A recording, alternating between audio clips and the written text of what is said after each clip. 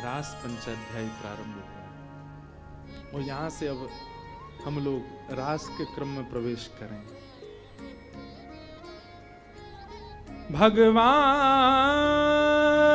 पिता रात्रि शरदोत्फुल्ल मल्लिका विक्षरन्तु मनश्चक्रे योग माया उपाश्रिता। बहुत ध्यान से सुनिएगा आप लोग। अभी 5 तो बज गए, पर हमको आज बोलने दो, ठीक है? आज उठ के नहीं जाना, और जो जिसको जाना है वो अभी पीछे चले जाओ, आगे वाले मत जाना। रास पंचाध्याय। हम सब वैष्णव हैं, जितने भी यहां बैठे हैं सब भक्त हैं, लगभग। कथा में बैठे हैं, ऑब्वियस सी बात है, सब भक्त हैं। सब लोग इधर देखो। भक्ति का गंतव्य क्या है? भक्ति की डेस्टिनेशन क्या है?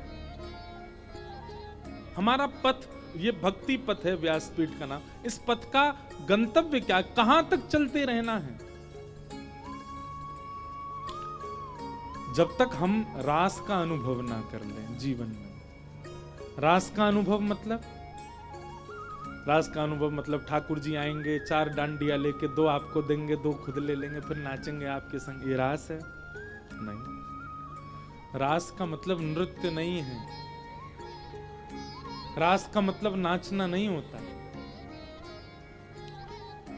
रस और रास में हर कथा में बताता हूं, 2 बातें हैं, रस और रास।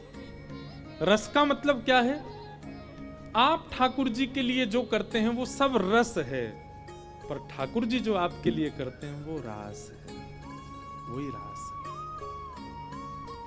और रस में और रास में शब्द की दृष्टि से देखो तो केवल एक मात्रा का अंतर है, और वो मात्रा भी सीधी है, आ की मात्रा, मतलब वंशी। जिस दिन आपके रस में ठाकुर जी की वंशी, ठाकुर जी के स्वर, ठाकुर जी ने भाव पिरो दिए, उसी दिन आपका रस ही रास बन जाएगा।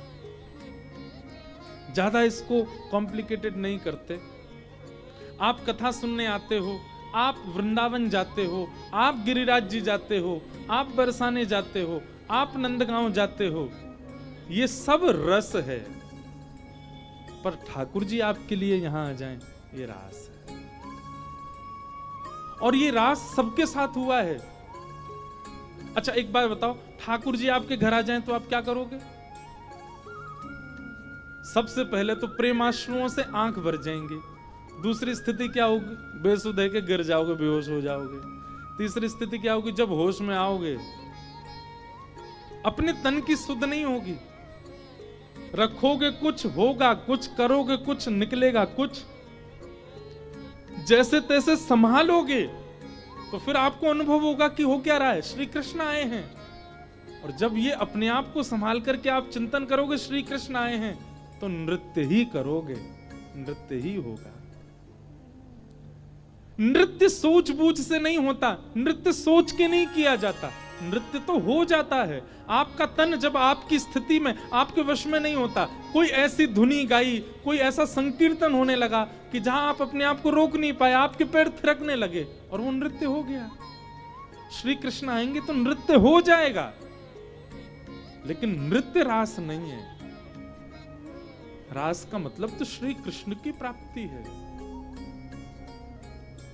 मीराबाई के साथ रास हुआ है क्योंकि श्री कृष्ण उनको मिले हैं। सूरदास जी के साथ रास हुआ है। कब हुआ सूरदास जी के साथ रास? एक दिन पद गा रहे थे, ठाकुर जी नित्य आते थे, राजभोग के बाद रोज आ जाते थे सूरदास जी के पास। सूरदास जी को नहीं पता रहता था। सूरदास जी तो राजभोग अरोग के, अच्छा राजभोग समझते हैं? दोपहर की जो आरती होती है 12 साढ़े 12 बजे सारे मंदिरों में, वृंदावन में, उसको राजभोग आरती कहते हैं। और राजभोग के बाद श्री ठाकुर जी के कपाट बंद हो जाते हैं। क्यों? ऐसी मान्यता, हमारे भाव हैं ब्रज के कि श्री ठाकुर जी गैया चरावे गए अब। और जो उत्थापन आरती होती 4:30-5 बजे, उसमें फिर पहला फल का भोग ही लगता ठाकुर जी को। क्यों? वन में हैं ठाकुर जी, वन में भोग लगा रहे हैं। तो राजभोग आरती के बाद में श्रीनाथ जी के कपाट बंद हो जाते, सूरदास जी आ जाते, अपनी कुटिया में बैठ करके कीर्तन गाते, पद बना बना करके रचना करते, और श्री ठाकुर जी चुपचाप खिड़की से निकल करके आते और सूरदास की कुटिया में अधर आकर के बैठ जाते और कोने में बैठ के थोड़ी पे हाथ धर के चुपचाप सुनते सूरदास जी को।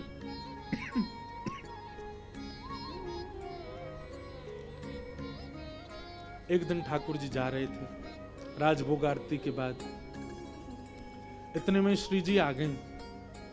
कहां जा रहे हो? ठाकुर जी कहीं ना, ऐसे ही जा रहा हूं डोलवे। नहीं नहीं सांची बताओ कहां जा रहे हो? ठाकुर जी बोले कहीं ना, एक भक्त है वहां के पास जा रहा हूं। श्री जी बोली मैं चलूंगी फिर तो। ठाकुर जी बोले श्यामा जी आप रहने दो, आप यहीं बैठो, मैं ही अकेला हो आऊं।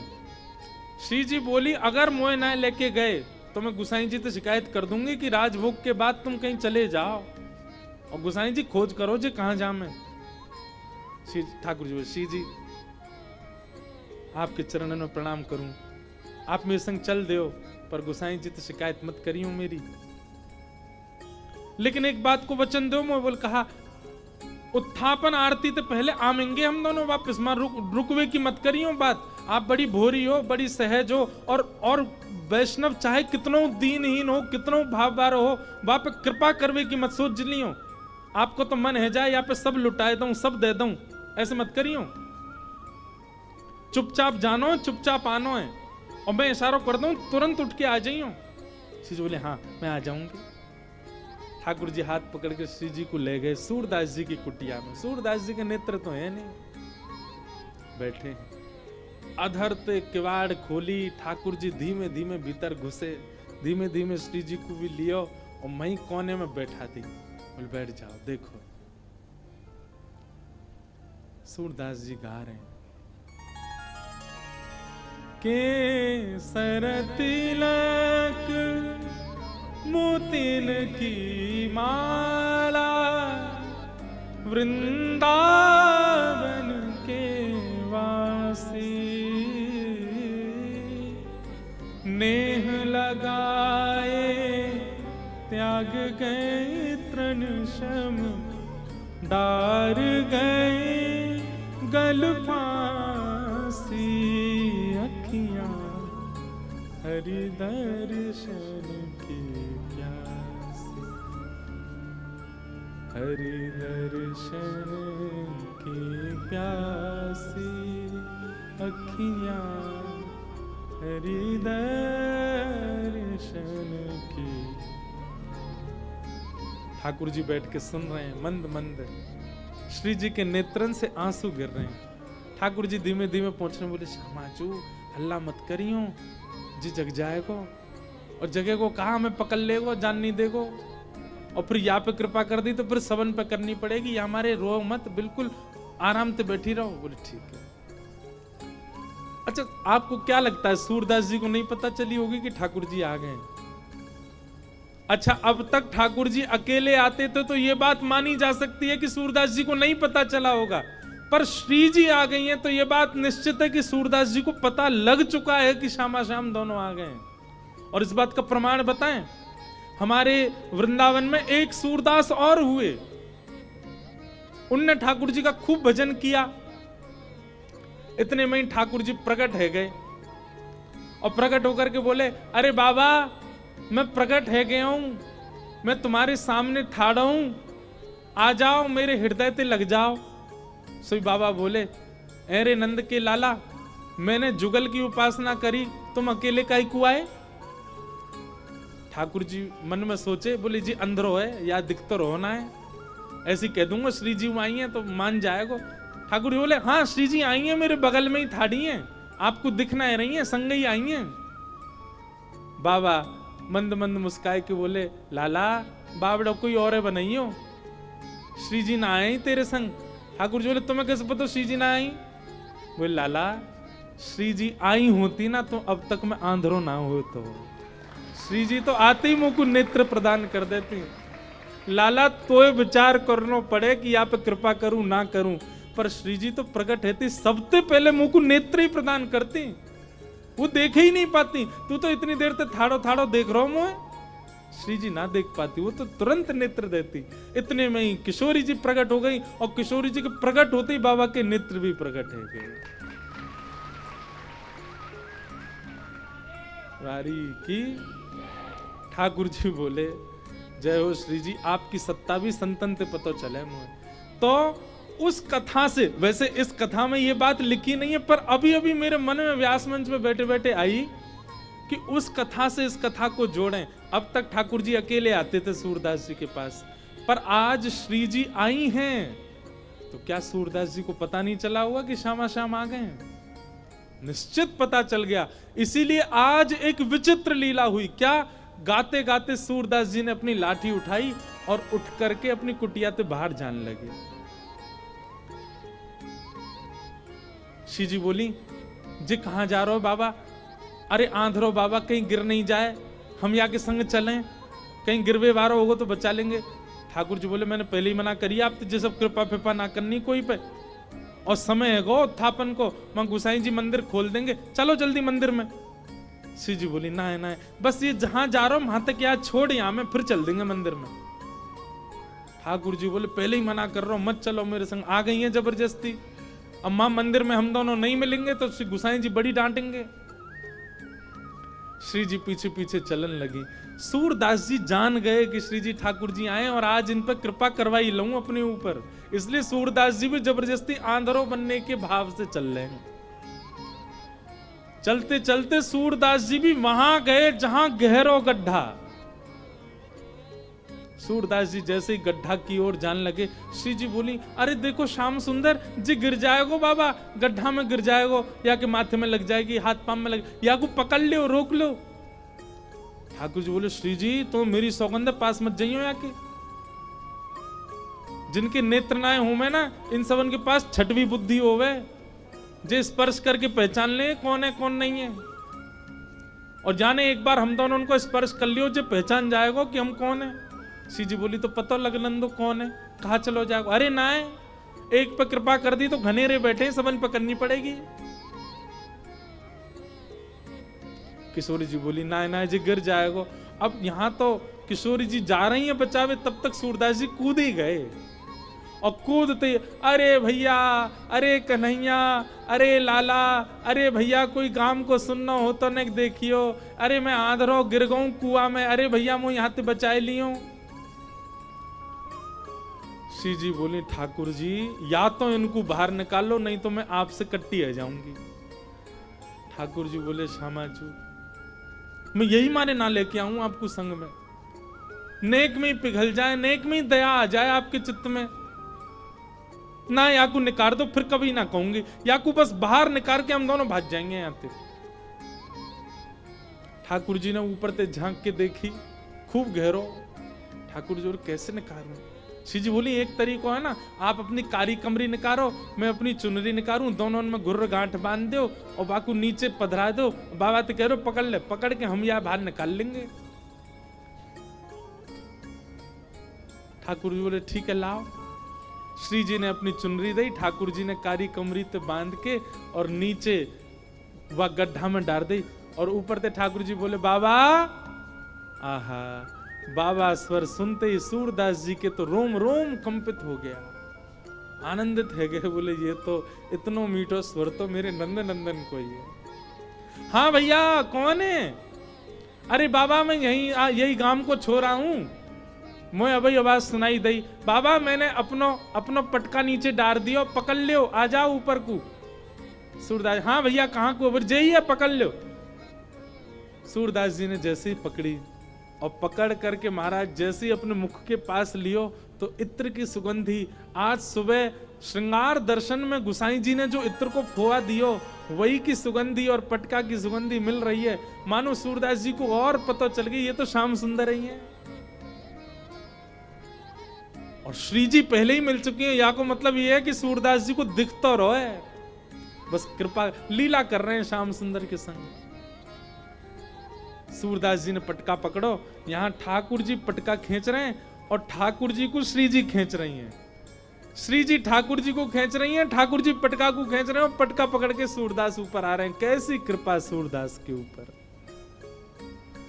सूरदास जी मन मन सोच रहे हैं, बोले आज ये कहीं निकल के नहीं भाग जाए मेरे हाथ से। और ठाकुर जी क्यों लग रही, बाबा जैसे ही निकले हम भागे आते। सूरदास जी जैसे ही बाहर आए, बाहर आते सूरदास जी ने ऐसा नाटक किया जैसे उन्हें ठोकर लग गई। और ठोकर लगते ही जैसे ही गिरन लगे ठाकुर जी की ओर, ठाकुर जी तो किनारे है गए, श्री जी के चरणन में जाके गिरे सीधे और चरण पकड़ लिए कस के।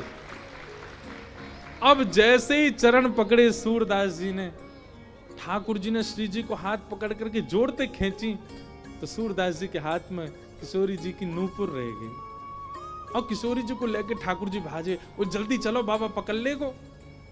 सूरदास जी बोले अरे भैया कहां को चलोगो, अरे कौन सा रे भैया, कौन ने निकारो में। ठाकुर जी चिल्लाते जा रहे हैं, बाबा मैया बुला रही फिर आऊंगो। थोड़ी दूर जाके श्री जी बोली, ठाकुर जी मेरे एक नूपुर है, दूसरा नूपुर मिलना है रो। ठाकुर जी बोले दूसरा ले आऊंगो, अब चलो जल्दी। अरे ना है वो सामान्य नहीं है, इंद्र ने समर्पित कियो, वो कौन से हाथी के दांतन से बनो भयो नूपुर है और मेरो बड़ो प्रिय नूपुर है, मुकु तो अभी चाहिए। ठाकुर जी बोले अब ढूंढवे कहां जाऊं बाकू, वहीं चलो बाबा के पास ही पड़ो होगो। बाबा ने मेरे पामन में गिर गो है सके तब खुल के गिर गो हो। ठाकुर जी लौट के आए, खूब कह दी श्री जी दूसरों दिलाए दूंगा, ना मुंह तो वही चाहिए। वास्तव में तो ये श्री जी और सूरदास जी की आपस की मिली भगत है। ठाकुर जी तो बीच में आनंद दिल ले रहे हैं, ठाकुर जी को तो बीच में परेशान किए जा रहा हो, आनंद तो श्री जी और सूरदास जी ले रहे हैं। ठाकुर जी कहे बाबा अरे भैया तू आगो, अरे मैं जो कह रहा हूं मेरी एक सखी आई संग में, बाको नूपुर यहीं गिर गो, आपने देखो। सूरदास जी अपने बगल में दबा के बैठे। सूरदास जी बोले ना है लाला मैंने तो ना है देखो। बाबा आपके हाथ में लगता रहो बगल में, जी तो है मेरी सखी को नूपुर। अच्छा जे, बोले हाँ ये, अरे जे तो मुझे अभी अभी मिलो यहाँ पे। बाबा दे दो ना, मेरी सखी को नूपुर है। लाला जे नूपुर अगर मैंने तोय दे दियो और कहीं बाद में कोई सखी वास्तव में आके मुझे बोली बाबा मेरो नूपुर देखो का, मैं कैसे पहचानूं कि वो सखी तेरे संग है? मेरे पास आंख तो है ना, मुझे दिख तो रोना है। तो बाबा हम कहते रहे कि नूपुर हमारा, बोले कहवे ते का होवे, एक नूपुर मेरे पास है तो निश्चित है दूसरा तुम्हारे पास ही होगा। दूसरे नूपुर की पहचान करा दो तो पहले दे दूंगा। ठाकुर जी बोले पहचान कैसे होएगी? बोले अपनी सखी तक है, अपने पाम आगे करेगी, मैं जैसे स्पर्श करके देख लूंगा कि हाँ ये नूपुर एक ही है तो मैं दूसरों पहना दूंगा। ठाकुर जी बोले मैं सब समझ रहा हूं, जे बाबा पाम छुए के चक्कर में पकड़ लेगो कस के अब ना जान दूंगा, और फिर क्या करेंगे हम? श्री जी बोली कोई बात ना, मैंने अरे नहीं श्री जी आप पीछे रहो, मैं दूसरों दबाए दूंगा, नाम हो तो वो ही चाहिए जो सूरदास के हाथ में। श्री जी आगे बढ़ गए, लो बाबा नूपुर देख लो। सूरदास जी ने जैसे स्पर्श किया समझ गए, अरे हाँ भैया ये तो वही नूपुर है, लो मैं पहना दूं। दूसरे पाम में सूरदास जी ने पहनायो और पहनाते ही महाराज अंक में भर लिए श्री जी के चरण। बोले अब ना जान दूंगो, मैं जान गया हूं जो साक्षात वृषभानु दुलारी हैं, और लाला तू जो मुख को निकार के गयो मैं सब जान गया हूं, तू नंद जी को लाला है। जीवन निकर गो गाते गाते तुम दोनों के यश को आज पहली बार पकड़ में आयो, अब नहीं जान दूंगो। ठाकुर जी ने खूब खींची पर श्री जी नहीं छोड़ी सूरदास जी ने। ठाकुर जी बोले बाबा तू जो कहेगो सो करेंगे, जे बता करनो कहा है, तू कैसे छोड़ेगो? बसो मोरे नैनन में यह जोड़ी, बसो मोरे नैनन में यह। सूरदास जी कह रहे हैं मैं नेत्रन से आंध रहूं, मुंह दिखे ना है, पर मैं आपसे एक ही वरदान चाहूं, मेरे एक नेत्र में सदा श्री जी और दूसरे नेत्र में सदा आप विराजमान है जाओ, आपके नित्य दर्शन मुंह को होयो करें, बस यही वरदान दे दो। नव दुलहे ब्रज राज सांवरो, दुल्हन राधा गोरी, बसो मोरे नैनन में यह जोड़ी, बसो मोरे नैनन में यह जोड़ी। प्रिया प्रियतम दोनों ने युगल रूप में खड़े है करके सूरदास जी के नेत्रन पे हाथ धर दिए और कही सूरदास खोल के देखो। आज सूरदास जी ने पहली बार नेत्र खोले और श्यामा श्याम के युगल प्रत्यक्ष दर्शन उनको है गए। रोम रोम को दर्शन कियो, एक एक अंग को दर्शन कियो, घूम घूम के परिक्रमा लगाई दोनों की और फिर दोनों से प्रार्थना करिए बस एक वरदान दे दो। कहा मुझे फिर से अंधो बना दो, अब आप दोनों दिख गए, अब दुनिया में और कोई को नहीं देखना। ये जो सूरदास जी के साथ घटना हुई ये क्या है?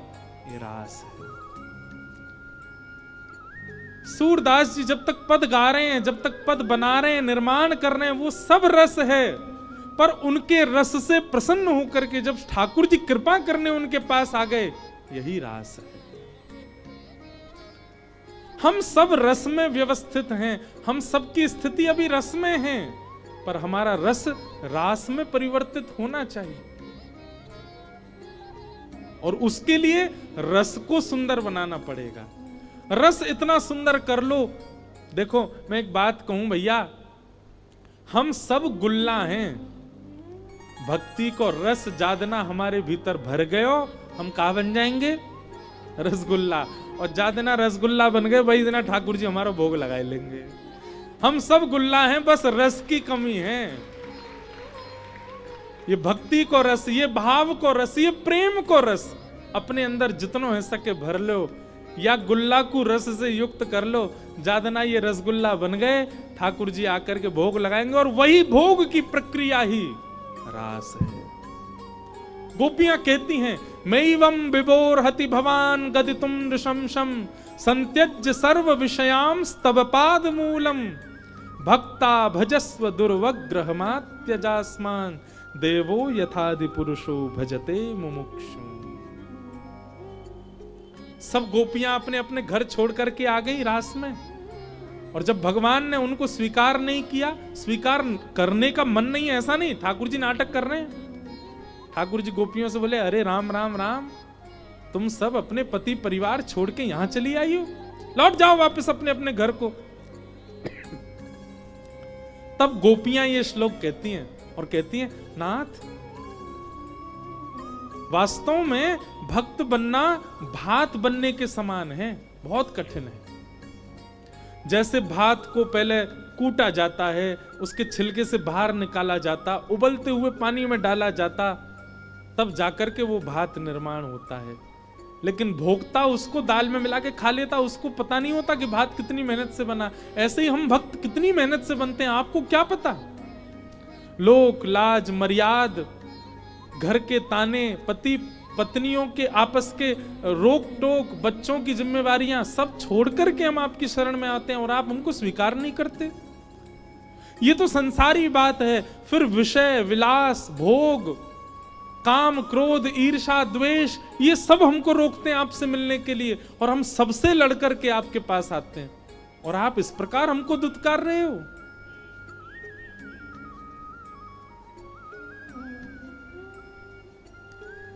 गोपियों की बात सुनकर के ठाकुर जी स्तब्ध हो गए। गोपियां बोली हमारा प्रेम ऐसा नहीं है। ध्यान से सुनिएगा इस बात को। गोपियां कहती हैं हमारे प्रेम का मतलब यह नहीं कि श्री कृष्ण हमारा स्पर्श करें, हमारे प्रेम का यह मतलब नहीं कि श्री कृष्ण हमसे बात करें, हमारे प्रेम का यह मतलब नहीं कि श्री कृष्ण हमसे मिलें। हमारे प्रेम का केवल इतना औचित्य है, श्री कृष्ण एक बार कह दें कि हे गोपियों, तुम्हारा प्रेम मैंने स्वीकार कर लिया, मैं भी तुमसे उतना ही प्रेम करता हूं। बस इसके बाद जीवन निकल जाए, श्री कृष्ण हमें दिखें भी ना, हम इस बात पर ही पूरा जीवन निकाल देंगे कि श्री कृष्ण ने हमको स्वीकार कर लिया। मिलना हमारे लिए प्रेम नहीं, चर्चा हमारे लिए प्रेम नहीं, स्पर्श हमारे लिए प्रेम नहीं, स्वीकारीकरण हमारे लिए प्रेम है। आप केवल ये कह दो, आपने हमें स्वीकार कर लिया।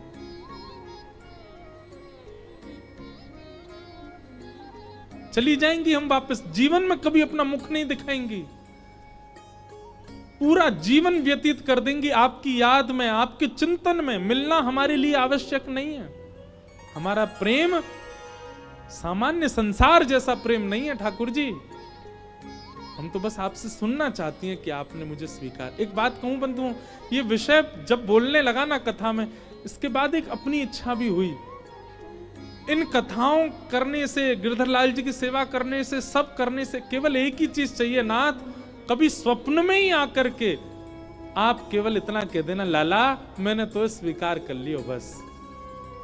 आप हमें प्रत्यक्ष दिखो, आप हमारे सामने बैठ जाओ, हमारे साथ खेलो कूदो। हम इस योग्य भी नहीं है कि हम आपकी सारी व्यवस्था कर सकें, आप मत आना, लेकिन हमको एक बार बता दो कि आप हमसे प्रसन्न हो ना, आपने हमें स्वीकार कर लिया ना। गोपियों का प्रेम,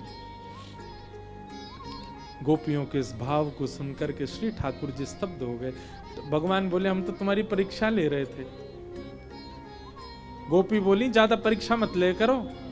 कहा होता ना, हमने परीक्षा ले ली ना, रोते डोलोगे यशोदा मैया के पास, जब देखो तब परीक्षा ले लो। यही एक ऐसी लीला होती है राम अवतार में, जब केवट की नाव में भगवान बैठ गए तो केवट पार ले जा रहा था, और जैसे ही किनारा आने वाला होता केवट फिर से नाव घुमा के फिर वहीं ले आता, जैसे ही किनारा आता फिर घुमा के फिर उधर ले जाता, बीच में ही घुमाता रहा नाव को। लक्ष्मण जी को गुस्सा आने लगा, सीता जी को अजीब सा लगने लगा। राम जी उसकी मुख की ओर देखें, भाई 45 मिनट हो गए तो हमें बीच में ही क्यों घुमा रहा है, पार क्यों नहीं उतार देता। केवट कहता, इतने में ही थक गए, और आप जो हमको 84 लाखों में घुमाते रहते हो, हम नहीं थकते होंगे? आपको कभी दया आती है हमारे ऊपर? कभी चींटी बना देते हो, कभी कुकर, कभी सूकर, कभी कुछ, इतना हमको घुमाते हो आप। बड़ी मुश्किल से जाके मानव बनाऊं अब जाके मैं, और भली भांति आज मानव बना तो मेरे हाथ आप और पड़ गए। अच्छे से घुमाऊंगा आज तो। मानो केवट ठाकुर जी से ये बात कह रहा हो कि आप इतना हमें परेशान कर देते हो 84 लाख में घुमा के, खुद नेक में ही है के आगे से ठाकुर जी जो भी आपका नाम गाए उसको ज्यादा परेशान मत करना। ठाकुर जी ने जब वचन दिया तब केवट ने पल्ली बार छोड़ा। गोपियां सब कह रही हैं, भूल गए भक्त जब परीक्षा लेवे आ जाए तो पसीना छूट जाए तुम्हारे, और खुद हमारी इतनी परीक्षा ले रहे हो। ठाकुर जी नीचे बैठ के बोले, क्षमा कर दो, अब मत सुनाओ, आओ हम आप सबके संग अब रास विहार करेंगे। कामदेव आया, भगवान ने कामदेव को नष्ट कर दिया और कामदेव को बता दिया, बोले हे कामदेव, ये कोई काम लीला नहीं है जो तू चला आया मुंह उठा के। कामदेव बोला, सुंदर स्त्री सुंदर पुरुष जब मिलते हैं तो मुझे तो आना पड़ता है। भगवान बोले, ये सुंदर स्त्री पुरुष नहीं है, जीवात्मा और परमात्मा है। क्यों भूल जाता है इस बात को? कामदेव बोला, नहीं मैं तो आऊंगा। भगवान बोले, तू आके दिखा। जैसे ही कामदेव ने प्रवेश किया रास की भूमि में, भगवान ने अपना रूप इतना सुंदर बनाया कि भगवान के रूप को देख के कामदेव मूर्छित होकर गिर पड़ा, और भगवान का नाम पड़ गया मदन मोहन। कामदेव को भी जो मोहित कर लेते हैं, बोलो मदन मोहन लाल की। ठाकुर जी मदन मोहन बन गए और गोपियों के संग रास किया। और रास कैसा कर रहे हैं? एक एक गोपी के पास जाते हैं, उसके घर की बनी वस्तु पाते हैं, कभी उसके संग बात करते हैं, किसी के पसीना पहुंच देते हैं, किसी के चरण दबा देते हैं, किसी को अपनी पद्दी पे बिठा लेते हैं, किसी के संग नाचते हैं, किसी के संग गा लेते हैं। इस प्रकार सब गोपियों को ठाकुर जी प्रायोरिटी दे रहे हैं, यही रास है। लेकिन करते करते करते करते गोपियों के अंदर वही आ गया जो नहीं आना था, अभिमान। अब किसी ने प्रश्न किया, गोपियों के अंदर अभिमान क्यों आया? आचार्य के बिना यदि ठाकुर जी की श्री का, ठाकुर जी के वैभव का, ठाकुर जी के यश का, ठाकुर जी की दीन वत्सलता का अगर दर्शन किया तो हम में दोष आ जाएगा। इसलिए एक आचार्य, एक गुरु होना जरूरी है जीवन में। लोग पूछते हैं गुरु क्यों आवश्यक? क्योंकि अगर ठाकुर जी कभी जीवन में आ गए, बिना गुरु के अगर ठाकुर जी का दर्शन किया तो आपसे दोष बन जाएगा। गुरु बताएंगे कैसे करना है। गोपियों के चित्त में अभिमान आया, भगवान वहां से अंतर ध्यान हो गए। गोपियों ने सब जगह ढूंढा, कहीं नहीं मिले। तभी यमुना जी के तट पर श्री किशोरी जी बैठी हैं, माने गुरु बैठे हैं, आचार्य बैठे हैं। जब गोपियों ने जाकर के श्री किशोरी जी को प्रणाम किया, किशोरी जी की कृपा हुई, तब गोपियों ने गोपी गीत गाया, जिस गीत से श्री ठाकुर जी प्रकट हुए। श्री राधा रानी कौन है?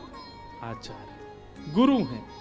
उनके आश्रय के बिना यदि ठाकुर जी का दर्शन हम करेंगे तो हमारे भीतर ये दुर्भाव आ सकता है, अभिमान आ सकता है, दोष आ सकते हैं। पर आचार्य युक्त होकर के जाएंगे तो दोष नहीं आएगा।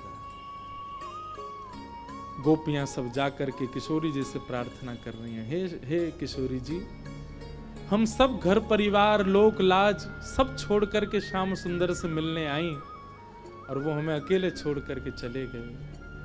सब जगह ढूंढा, नहीं मिल रहे। हे सुन राधिका दुलारी, तेरे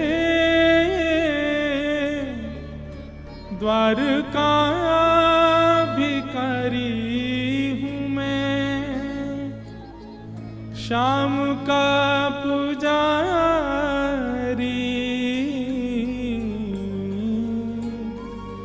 पीड़ा है हमारी, हमें श्याम ना मिला, हमें श्याम ना मिला, हमें श्याम ना मिला, हमें श्याम ना मिला।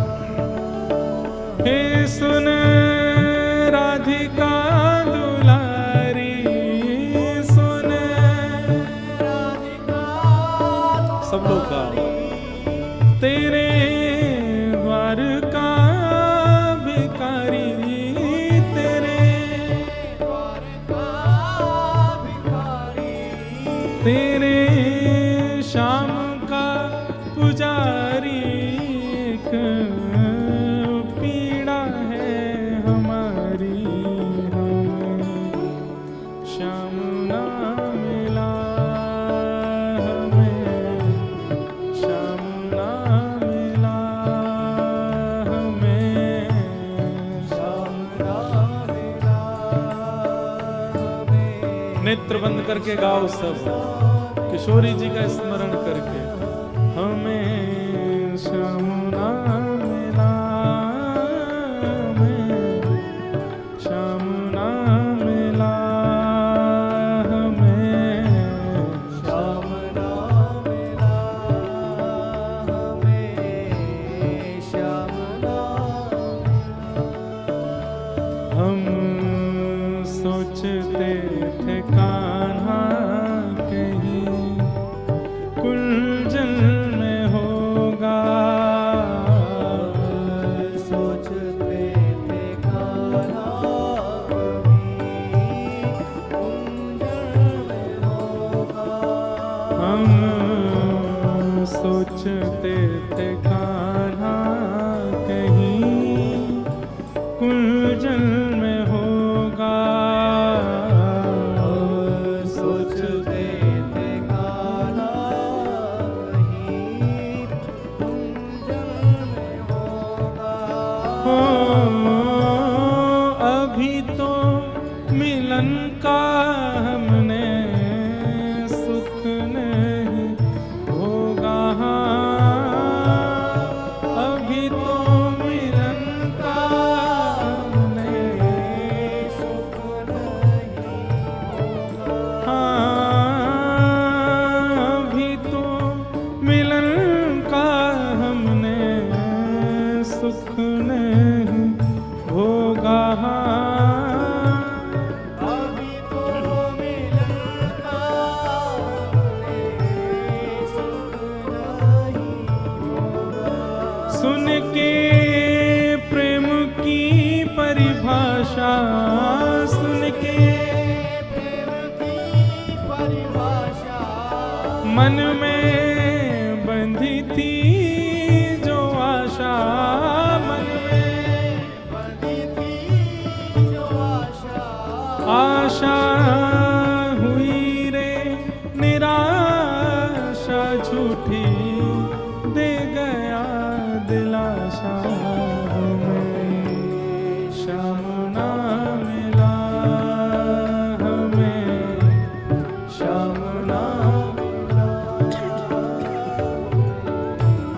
श्याम ना मिला हमें, श्याम ना मिला।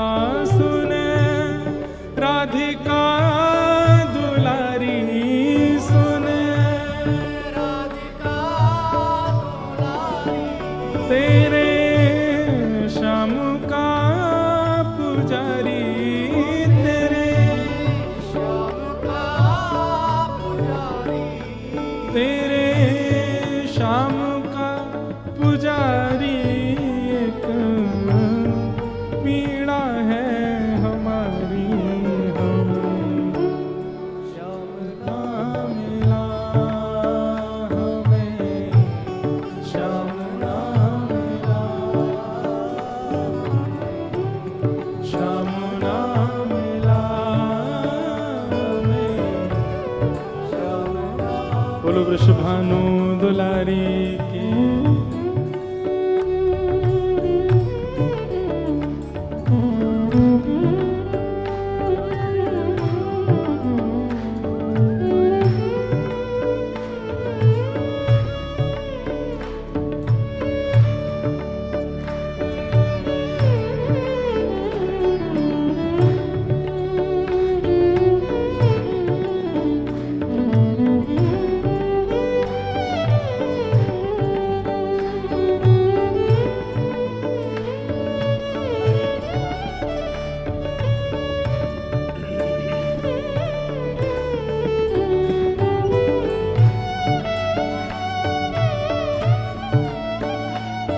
बोलो वृषभानु दुलारी की।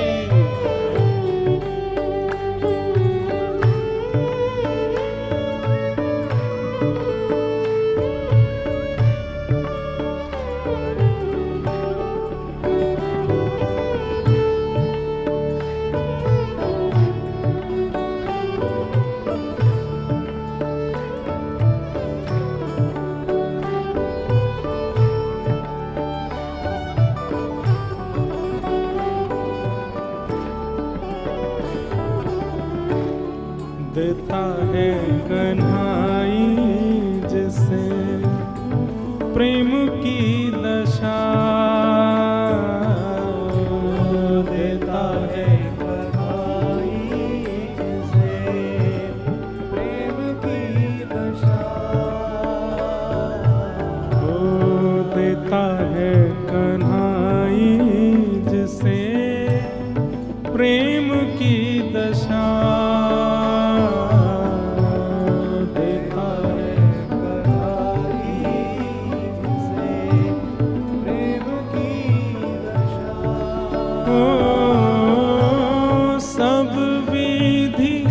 उसकी लेता है परीक्षा, ओ सब विधि उसकी लेता है परीक्षा, हाँ सब विधि उसकी लेता है परीक्षा,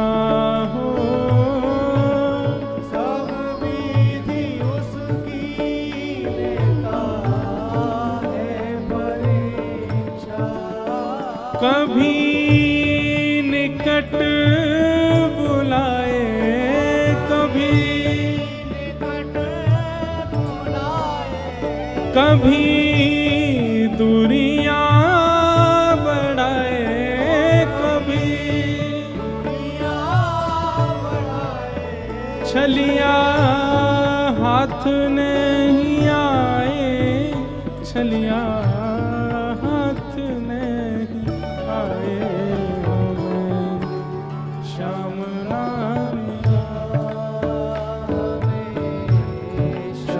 ना मिला हमें, श्याम ना मिला हमें, श्याम ना।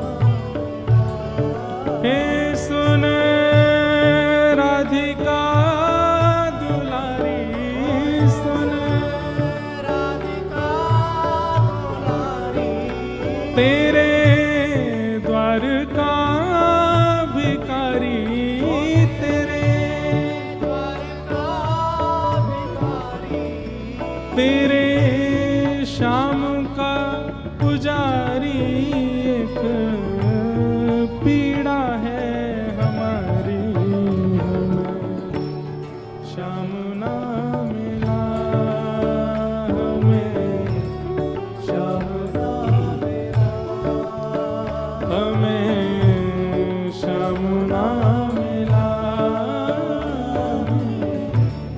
श्याम ना मिला, हमें श्याम ना मिला, हमें श्याम ना मिला, हमें श्याम ना मिला, हमें श्याम ना मिला। सब गोपियां किशोरी जी के चरणों में जाकर के निवेदन करती हैं कि ठाकुर जी अंतर ध्यान हो गए हैं। तब किशोरी जी की कृपा से यमुना तट पर बैठ करके गोपियों ने गोपी गीत गाया। दो चार पंक्ति हम गाएं। जयति तेधिकं जन्मना ब्रजः श्रयत इंदिरा सस्वदत्रहि। गोपियां कह रही हैं लाला कि तुम अंतर ध्यान है कि ज्यादा इतराओ नहीं। ते जन्मना ब्रजम अधिकम जयति, तुम्हारे जन्म लेने से ब्रज की और अधिक जय जयकार हो गई है। लेकिन इसका मतलब यह है कि तुम्हारे जन्म से पहले भी ब्रज पूजनीय था, वंदनीय था, पर आपने जन्म लेकर के इस ब्रज को और श्रेष्ठ बना दिया। हम मानते हैं इस बात को, पर ऐसा मत मानो कि आप चले गए हो तो हमारे लिए कुछ नहीं। हमारे लिए तो ब्रज वृंदावन ही श्री कृष्ण हैं। और दूसरी बात कहती हैं गोपियां, लाला तुम ज्यादा इतराओ नहीं। क्यों? तुम जो इतने प्रिय बन गए हो, तुम जो इतने सर्वव्यापी बन गए हो, सबके इतने स्नेहस्पद बन गए हो, स्नेह आस्पद बन गए हो, इसके पीछे भी ब्रज में तुम्हारा जन्म हुआ इसलिए। अगर तुम्हारो जन्म कहीं और भयो होता तो इतना स्नेह ना करते दुनिया के लोग तुम तो स्नेह यही मारे कर रहे हैं क्योंकि तुम हम ब्रजवासीन के बीच में आए हो, तुम यहाँ ब्रज में जन्मे हो। हम गोपीन ने लाड़ दुलार करके ऐसा प्रेम स्थापित कियो, या हमारी पूरी दुनिया तुमसे प्रेम कर रही है लाला, और तुम हम ही ब्रजवासीन को छोड़ के अंतर ध्यान है गए हो। गोपियां अनेक अनेक भाव अपने गोपी गीत के माध्यम से कह रहे हैं। अंत में गोपियों ने जब रुदुः स्वस्वरम राजन ताशामाविर्भूत सौरी स्मयमाय मुखाम्बुज पीताम्बरधरश्रग्वी साक्षान् मन्मथ मन्मथ। गोपियों के रुदन को देख करके श्री ठाकुर जी पीताम्बरी पहन करके सब गोपियों के बीच में पुनः प्रकट हो गए। बोलो रास रासेश्वर भगवान की, रास बिहारी लाल की। ठाकुर जी प्रकट हो गए। जैसे ही प्रकट हुए सब गोपियों ने दौड़ करके ठाकुर जी को पकड़ लिया। कहने का अभिप्राय, कभी ठाकुर जी की बहुत याद आ रही हो और ऐसा लग रहा हो कि ठाकुर जी समीप नहीं है, नेत्र बंद करके गाना प्रारंभ कर दो। क्योंकि स्वयं भगवान कहते हैं, ना हम वसामि वैकुंठे योगिनाम हृदयेन च मद भक्ता यत्र गायन्ति। जहां मेरे भक्त मिलकर के मेरा गुणगान करते मैं वहीं रहता हूं। ऐसे श्री ठाकुर जी गोपियों के गायन से सबके बीच में प्रकट हो गए। और अब यहाँ महारास हुआ, सब गोपियों ने महारास किया। अब